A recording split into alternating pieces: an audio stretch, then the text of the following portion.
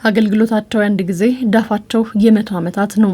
የፕላስቲክ ከረጢት ምርቶች ከሰው ልጅ የዕለት ተዕለት እንቅስቃሴ የሰርክ ተግባር ጋር የተዛመዱት የፕላስቲክ ምርቶች አገልግሎታቸው አብቅቶም ጥቅማቸው ተሟጦ ወደ ቆሻሻ መንደር በሚገቡበት ወቅት ከአየር ንብረት ለውጥ እስከ ከፋው የሰው ልጅ የጤና እክል የማምጣት አቅም አላቸው። ጎጂ የሆኑ ፕላስቲኮች በተለይ ከዚህ ከቆሻሻ አያያዝ ጋር ደካማ የሆነ የቆሻሻ አያያዝ በመኖሩ ምክንያት ቀጥታ የቆሻሻ አያያዛችን በክፍት ቦታ ማስወገድ እንደዚሁም በማቃጠል ማስወገድ ነውና በክፍት ቦታ ሲወገዱ ወደ አፈር ወደ አየር እንደዚሁም ወደ ውሃ ውስጥ በሚጣሉበት ሰዓት በውሃ ውስጥ የሚገኙ ብዝሃ ሕይወትን የመጉዳት ባህሪ ያላቸው በሚቃጠልበት ሰዓት የአየር ብክለትን ያስከትላሉ። እንደዚሁም ከአየር ብክለቱ የሰው ጤና አካባቢ ጤናን በከፍተኛ ሁኔታ የሚጎዱበት ሁኔታ ነው ያለው። ሀገርም ከዚያ ስር የሰደደ እክልን ዘላቂ ብክለትን ከሚያመጣው የፕላስቲክ ምርቶች አካባቢን መጠበቅ የሰው ልጅ ጤናን መታደግን ታላሚ ያደረገውን የደረቅ ቆሻሻ አያያዝና አወጋገድ አዋጅን እነሆ ብላለች። ከጥር 23 2018 ዓ.ም ጀምሮ ተግባራዊ የሚደረገው ይህ አዋጅም ጥላ ያጠላበትን የአየር ንብረት ከመታደግ እንዲሁም ኢትዮጵያ የጀመረችውን የአረንጓዴ እንቅስቃሴ ከማስቀጠል አኳያም አይነተኛ ሚናን እንደሚጫወት ይታመናል።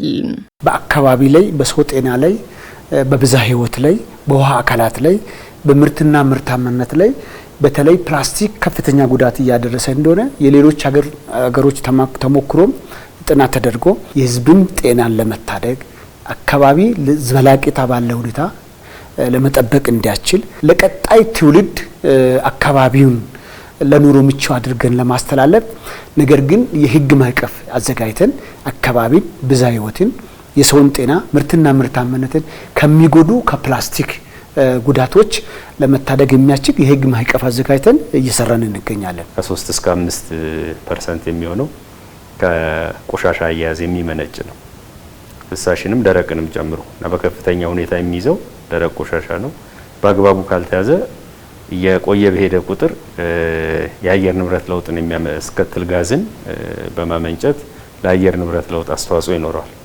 ስለዚህ ይህንን አዋጅ በአግባቡ ተግባራዊ ካደረግን ዘላቂ አካባቢን እንደዚሁም የአየር ንብረት ለውጥን ከመከላከል አንጻር የራሱ አስተዋጽኦ አለው። ከሰው ልጅ የሰርክ እንቅስቃሴና ተግባራት ጋር የተዛመዱ የፕላስቲክ ምርቶችን በተኪ ምርቶች ለመተካት በሚደረገው ጥረት ውስጥም የአምራቾች ሚና ላቅ ያለ መሆኑ የተነሳ ሲሆን ይህ ይሆን ዘንድም ተኪ ምርቶችን ለሚያመርቱ የዘርፉ ተዋንያን አስፈላጊውን ድጋፍ እንደሚያደርግም የአካባቢ ጥበቃ ባለስልጣን አስታውቋል።